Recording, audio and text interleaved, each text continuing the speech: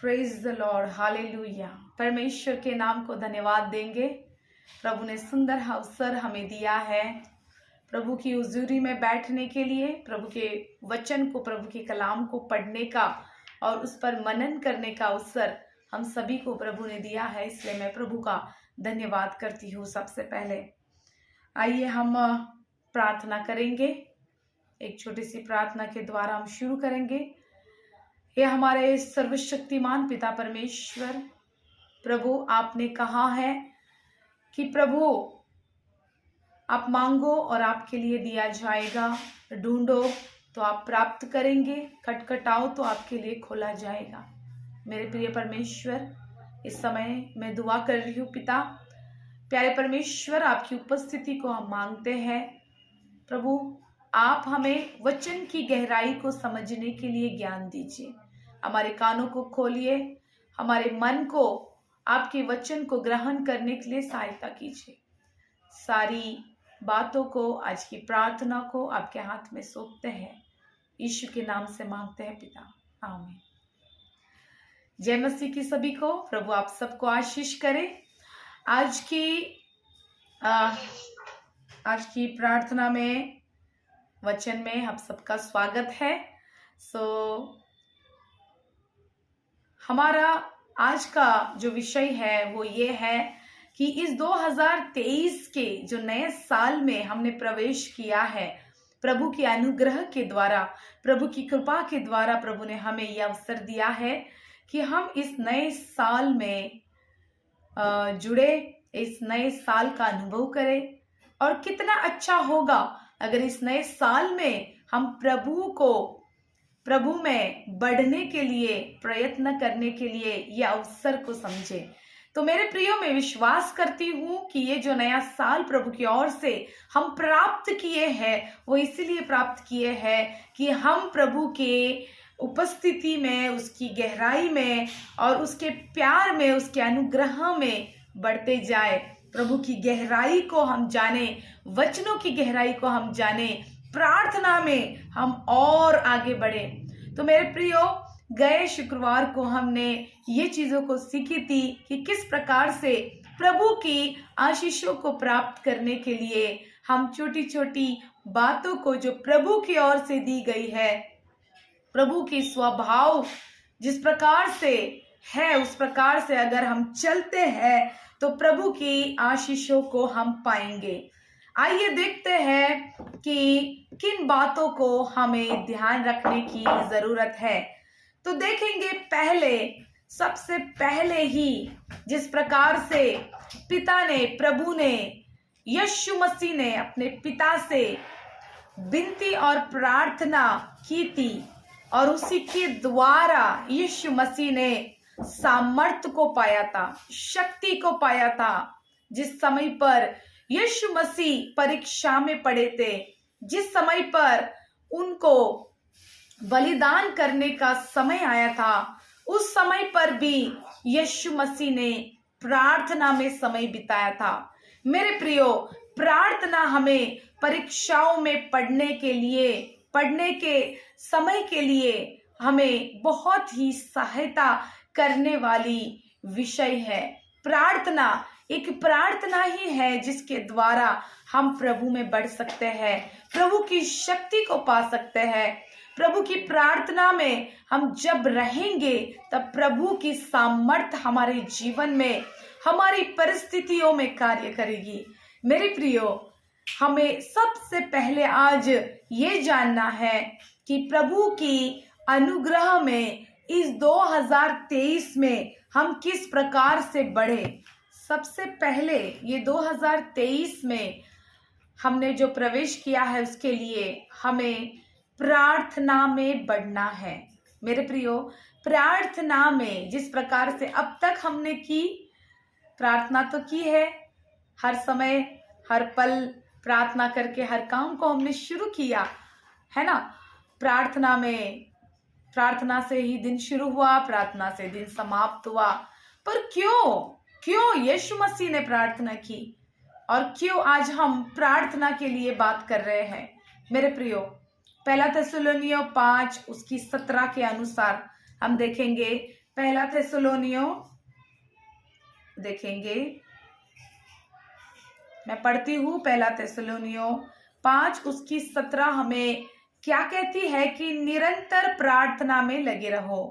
मेरे प्रियो, निरंतर प्रार्थना में लगे रहो, ये हमें करना है।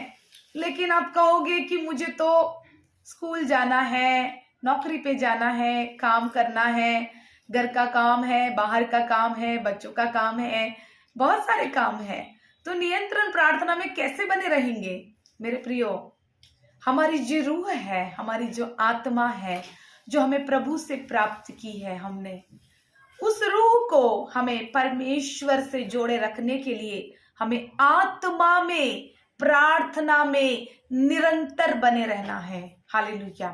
प्रार्थना में नियत हर समय नियंत्रण, यानी कि कंटिन्यू हमें प्रार्थना में बने रहना है। मेरे प्रियो, हम उठे तो प्रार्थना करें, हम बैठे तो प्रार्थना करें। यानी जैसे हम प्रार्थना करते हैं, अपनी आंखों को बंद करते हैं, अपने घुटने टिकाते हैं, प्रार्थना करते हैं।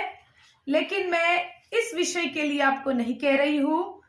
निरंतर प्रार्थना में लगे रहो, ये पहला थिस्सलुनीयों 5 उसकी 17 हमें बता रही है। पहला थिस्सलुनीयों 5:17 इतनी प्रभावशाली वचन, इतना छोटा वचन है ये कि निरंतर प्रार्थना में लगे रहो। निरंतर हम किस प्रकार से बने रहेंगे? निरंतर हम केवल और केवल आत्मा में बने रहते हुए ही ये संभव हो सकता है। मेरे प्रियो, ये आत्मा जो प्रभु की ओर से हमने प्राप्त की है, उसी आत्मा में बने रहते हुए हमें निरंतर प्रार्थना में बने रहना है। हमारे मन में, प्रभु में, आत्मा में बने रहते हुए निरंतर प्रार्थना में बने रहे, ताकि हम आशीष को प्राप्त कर सके। मेरे प्रियो, कई कठिन समस्याएं, कई कठिन बातें, कई कठिन विषय, चाहे वो दुख की हो, सुख की हो, यानी कि आनंद की हो या विलाप की हो, वचन कहता है कि निरंतर प्रार्थना में लगे रहो। दूसरा विषय हम देखेंगे वो है कि प्रभु की प्यास में हम बढ़े।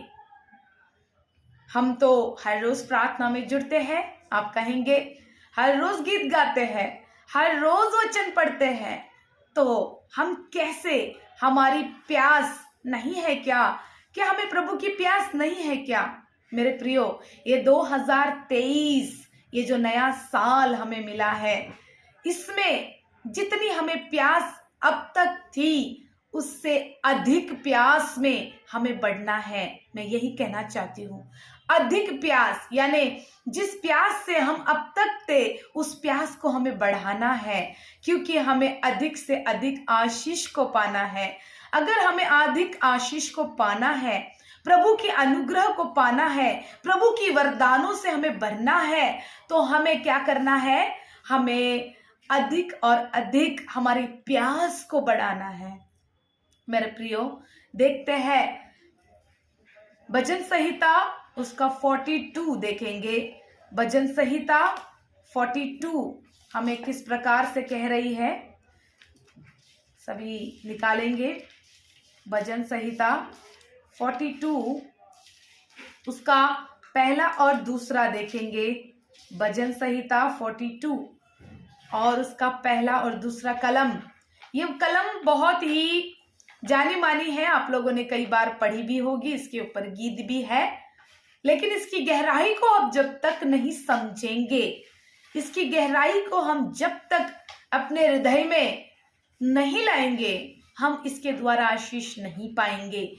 कलाम हमें, वचन हमें आशीष देता है। मेरे प्रियो, जब जब हम वचन को पढ़ेंगे, तब तब हम प्रभु की अनुग्रह को पाएंगे, प्रभु की आशीष को पाएंगे, प्रभु से जो प्यार रखा हुआ है, उस प्यार को, उस अनुग्रह को हम पाएंगे। मेरे प्रियो, उसमें हम बढ़ेंगे।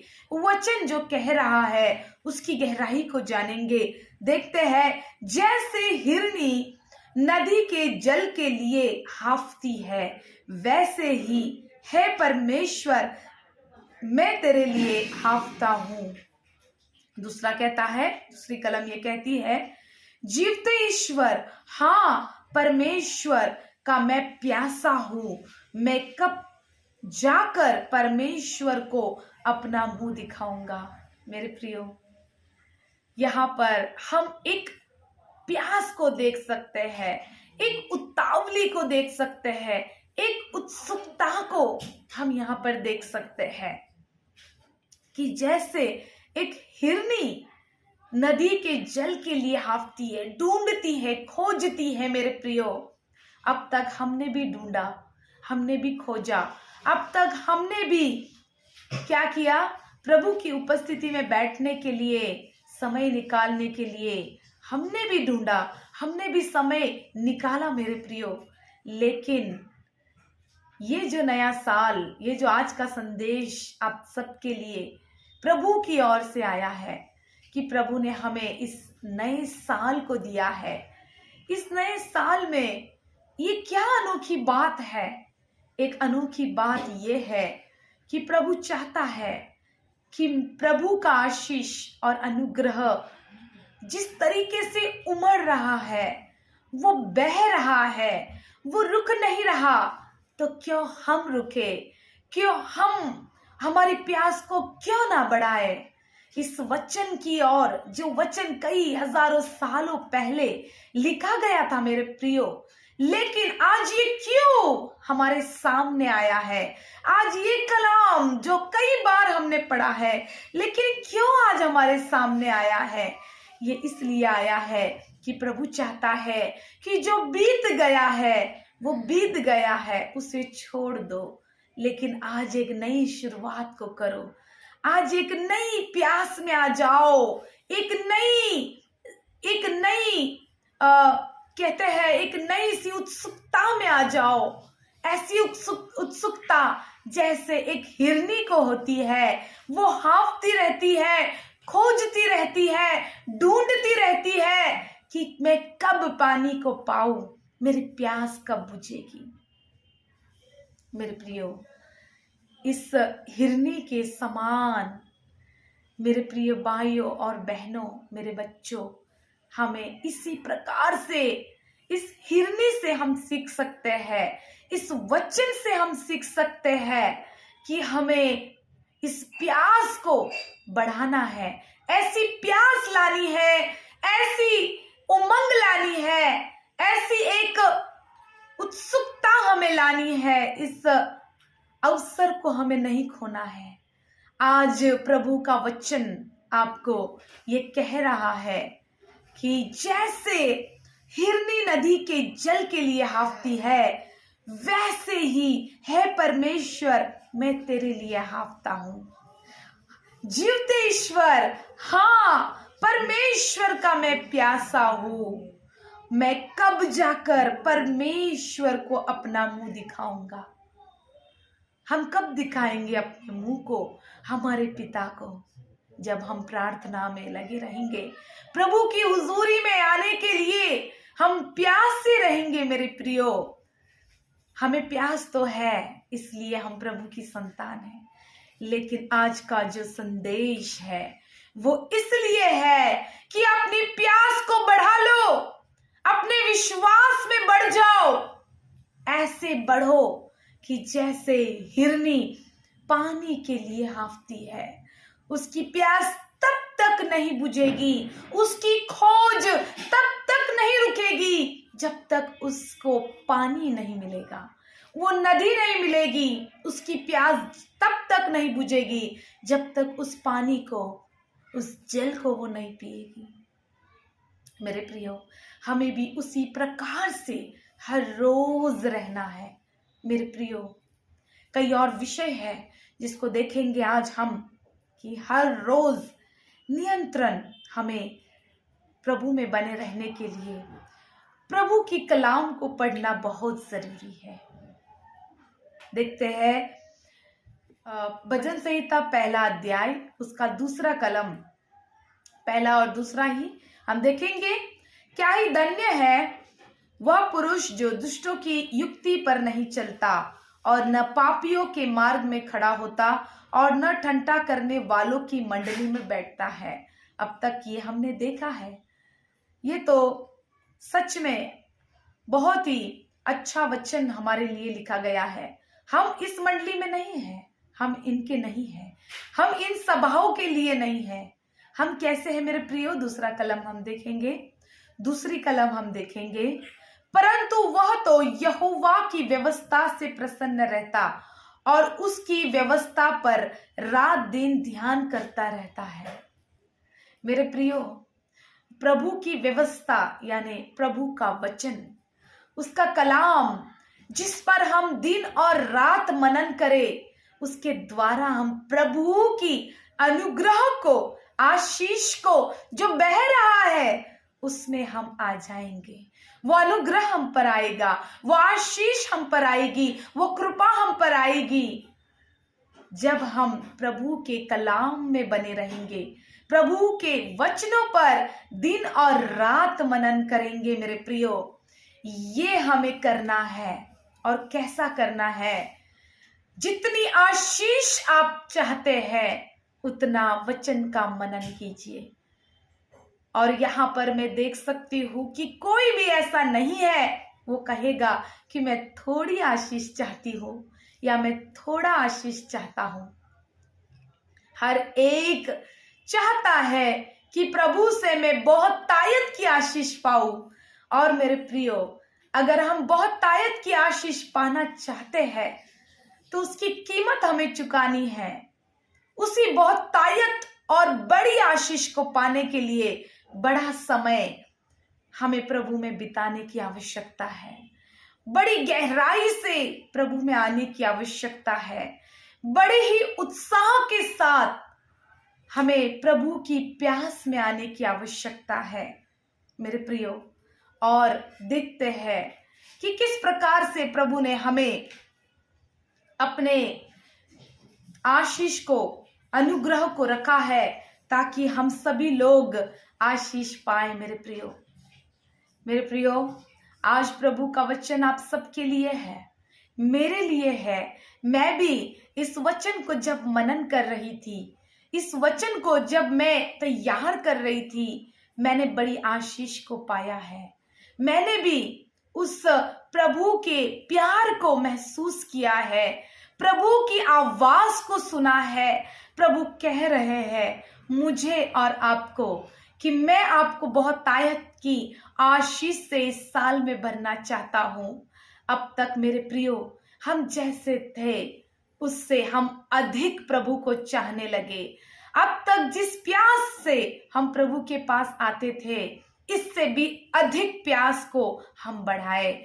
अब तक जितना समय हमने प्रभु में बिताया है, उससे अधिक समय को हम बिताए।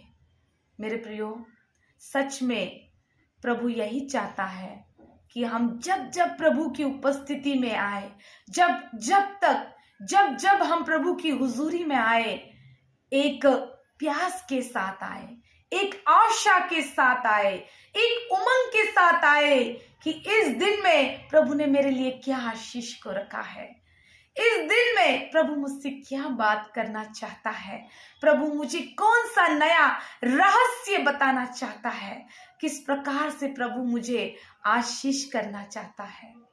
मेरे प्रियो, मैंने आशीष प्राप्त की है और प्रभु का कलाम आप सबके लिए है। जितने जितने सुन रहे हैं सभी को प्रभु ने आज देखा है और प्रभु चाहते हैं कि हम सभी प्रभु की आशीष को पाए। आइए हम प्रार्थना में जाएंगे, प्रभु की सहायता को मांगेंगे ताकि प्रभु का आशीष हम पर आए। आइए अपनी आंखों को बंद करें और प्रभु से मांगेंगे।